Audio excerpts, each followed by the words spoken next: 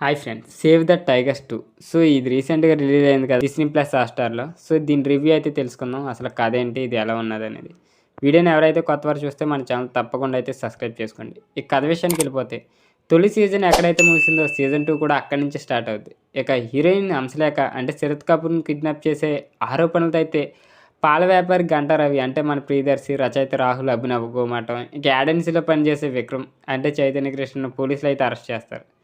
విచారణలో భాగంగా పోలీస్ అధికారి లాఠీ అయితే జులిపిస్తాడు. ఆమె కనిపించకపోవడానికి తాము కారణం కాదని అయితే వాళ్ళు చెప్పుకుంటారు. మరోవైపు హీరోయిన్ రేప్ చేసి హత్య చేశారంటూ ఈ ముగ్గురు స్నేహితులపై న్యూస్ ఛానల్ అయితే రూమర్స్ సృష్టించి ప్రసారం అయితే చేస్తారు. అది కాస్త వైరల్ అవడంతో హంసలేఖ పోలీస్ స్టేషన్కి అయితే వెళ్ళదు. ఆమె అసలు విషయం అయితే చెప్పడంతో పోలీసులు ఆ ముగ్గురిని అయితే వదిలేస్తారు. ఇక తమ భర్తల మద్యం సేవించి పోలీస్ స్టేషన్కి చేరుకున్నారు. విషయాన్ని అయితే జీర్ణించుకోలేని రవి భార్య జోర్డన్ సుజీత, ఇక మాధురి రాహుల్ భార్య పావని, ఇక విక్రమ్ భార్య దేవదాయిని. సో వీళ్ళ సైకాలజిస్ట్ స్పందన అంటే మన సత్యకృష్ణ అయితే సంప్రదిస్తారు. ఆమె ఇచ్చిన టిప్స్ వల్ల ఈ 3 కుటుంబాల్లో ఎలాంటి పరిణామాలు చోటు చేసుకున్నాయి, వారందరి కళలు నెరవేరాయా, ఇంకా విక్రమ్ లైఫ్లోకి వచ్చిన హారిక అంటే దర్శన బానిక్ ఎవరు, రవి రాహుల్ విక్రమ్లతో హంసలేఖ ప్రయాణం ఎక్కడి వరకు సాగింది, ఇంకా ఇలాంటి తెలుసుకోవాలంటే ఈ సిరీస్ చూస్తే ఇంకా ఇంట్రెస్టింగ్ అయితే ఉంటుంది. మంచి కామెడీ కూడా ఉంటుంది. ఇంకా ఎలా ఉందంటే హిట్ సినిమా సిరీస్కు కంటిన్యూస్ అంటే ఎలా ఉంటుందో అందరికీ అంత ఇంట్రెస్టింగ్ అయితే ఉంటుంది. అంచనాలను అయితే తగ్గట్టు సీజన్ 2 అయితే బాగా తీశారనే చెప్పొచ్చు. సీజన్ 1తో పోలిస్తే సీజన్ 2లో అయితే కొంచెం కామెడీ అయితే తగ్గిద్ది. ఇక ఎమోషన్ హైలైట్ అయితే చేశారు. ఇక హారిక కొన్ని క్యారెక్టర్స్ అయితే ఇందులో కనిపిస్తాయి. పార్ట్ 1 చూడకపోయినా ఇక ఆడియన్స్కి అయితే ఆల్మోస్ట్ అర్థమైపోద్ది. ఇంకా ముందు పాటు చూస్తుంటే ఇది నాదే కదా అని వీటిలో ఒక్క పాత్రనైనా ఆడియన్స్ అయితే అనిపిస్తుంది. సో 7 ఎపిసోడ్లు అయితే ఉంటుంది. ఒక్కో ఎపిసోడ్ వచ్చి 30 మినిట్స్ అయితే ఉంది. సో ఇదైతే భార్యాభర్తల మధ్య గిల్లి కజ్జాలు, కోపాలు, అలకలు ఉన్న ఓకే కానీ అనుమానం అనేది అయితే పెనుభూతం అయితే ఉంటుంది. సో అలా అయితే జీవితాలు మారిపోతాయి.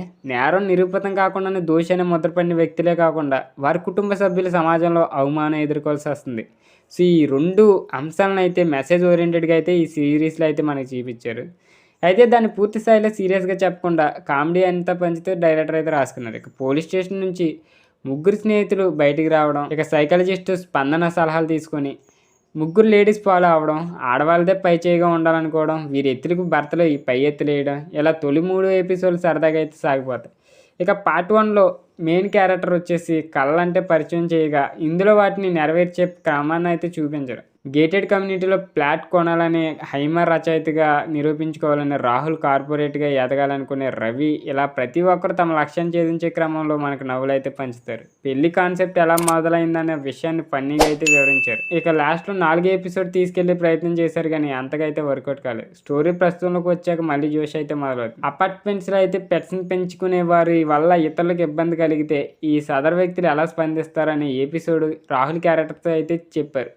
ఇక అక్కడక్కడ తెరపైకి వచ్చే రేఖ, మాధురి పేరెంట్స్ క్యారెక్టర్లు ఇబ్బంది అయితే పెడతాయి. ఆయా పాత్ర వల్ల కొంచెం ల్యాగ్ అయితే అనిపిస్తుంది. ఇంకా ఫన్ జనరేట్ అయితే కాలేదు అక్కడ. ఫ్యామిలీ సెలబ్రేషన్స్, ఇక మధ్య తరగతి బాగా అయితే కనెక్ట్ అయితే ఉంటాయి. ఇక సీజన్ 3 కూడా వచ్చే అవకాశం ఉన్నదని చెప్తున్నారు. చూద్దాం మరి వస్తుందో రాదో. ఇంకా ఎవరు ఎలా చేశారంటే అంతా అయితే పర్ఫెక్ట్గా ఉంది. సో మీరే ఎంతమంది ఈ సిరీస్ని చూసారు కింద కామెంట్ రూపంలో తెలియజేయండి. వీడియో నచ్చితే తప్పకుండా లైక్ చేయండి. ఇలాంటి రివ్యూస్ కోసం మన ఛానల్ తప్పకుండా సబ్స్క్రైబ్ చేసుకోండి.